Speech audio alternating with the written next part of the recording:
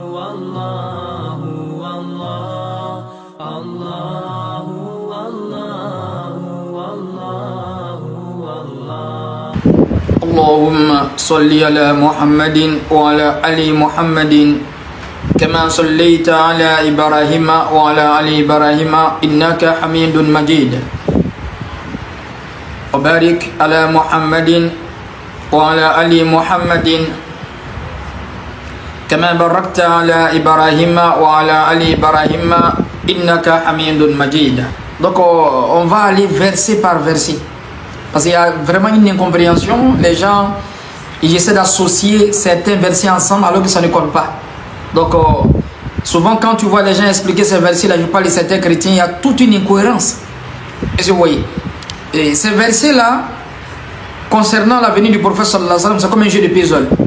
Si tu fautes sur un verset, l'autre verset en fait va te rattraper. C'est comme la mathématique. Matthieu 21 verset 43. Jésus a fait en fait, c'est-à-dire a donné une parabole, une allégorie, et après il a donné, il a fait une prophétie. Le royaume des cieux sera enlevé, sera donné à une nation qui emportera les fruits. Mais bien avant cela, Jésus avait dit quelque chose. On prend Matthieu 21 verset 42. Quand Jésus finit la parabole des vignerons homicides, qu'est-ce qu'il dit? Est-ce que vous n'avez jamais lu les Écritures? Pourquoi Jésus se permet de dire ça? Il parle de quelle Écriture? Cette parole que Jésus va venir répéter après ce que je viens de lire, il y a un prophète qui l'a répété, c'est-à-dire dans un autre livre. Donc il n'est pas le premier. Bien que la parabole Jésus a cité, mais quand Jésus dit, n'avez-vous jamais lu dans les Écritures, la pierre qu'ont rejeté ceux qui bâtissaient est devenue la principale de l'angle. C'est du Seigneur que cela est venu et c'est un prodige à nos yeux. Jésus n'a pas dit c'est un prodige à vos yeux. C'est-à-dire, à nos yeux, aux yeux de Jésus, aux yeux des disciples des Israéliens, cette pierre-là, qui a été rejetée par les bâtisseurs, c'est-à-dire la nation que Jésus est en train de parler, c'est un prodige aux yeux de Jésus, aux yeux des disciples. Pourquoi? Parce qu'ils viennent de rien. C'est une nation insensée à l'instar de la nation qu'Allah parle. Dans Deutéronome 32, verset 21. J'aimerais que vous suivez en fait cette prophétie-là. Deutéronome 32, verset 21, Dieu il dit, ils ont suscité ma colère. Ils ont adoré des belles idoles. Je vais exciter leur jalousie par une nation insensée. D'abord parce qu'il n'est pas un peuple. C'est-à-dire qu'ils ne sont pas considérés. Bien que c'est un peuple, mais ils ne sont pas considérés. C'est la tribu Baba, c'est la nation arabe. Étant donné que Jésus n'est pas le dernier des prophètes, Matthieu 5, verset 17, je ne suis pas venu pour abolir la loi et les prophètes. Celui qui vient abolir, vient faire quelque chose. Jésus n'est pas venu pour abolir la loi et les prophètes, il est venu pour accomplir. Donc il n'est pas venu pour abolir la loi et puis les prophètes.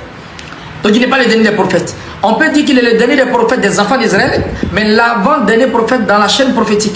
Le dernier prophète qui vient après Jésus est le prophète Mohammed sallallahu alayhi wa sallam. Donc cette prophétie est une parole interpellatrice. Jésus, avant de dire Matthieu 21, verset 43, il finit de donner la parabole des vignerons homicides et il dit, n'avez-vous jamais lu les Écritures?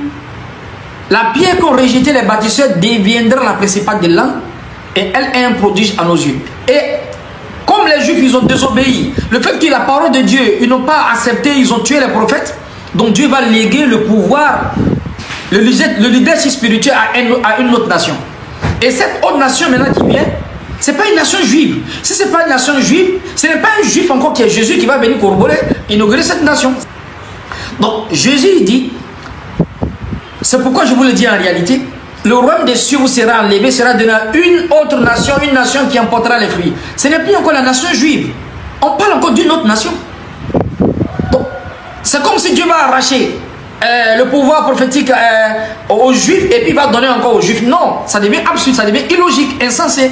Donc ici, le pouvoir quitte de la prophétie, quitte les enfants d'Israël parce qu'ils ont désobéi et Dieu va donner à une autre nation. La même nation insensée que Dieu va prendre pour exciter la jalousie des Juifs. Jésus est en train de répéter encore cette même nation.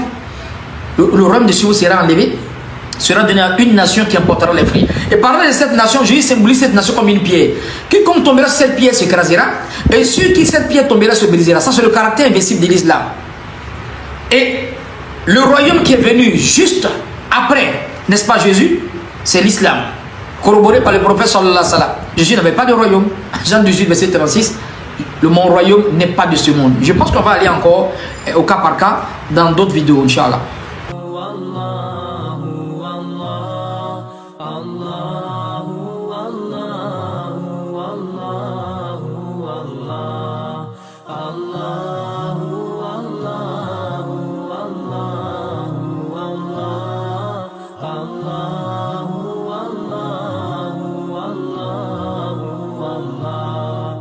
As I look to nature's beauty, dazzled am I, knowing everything calls on you, the Lord Most High.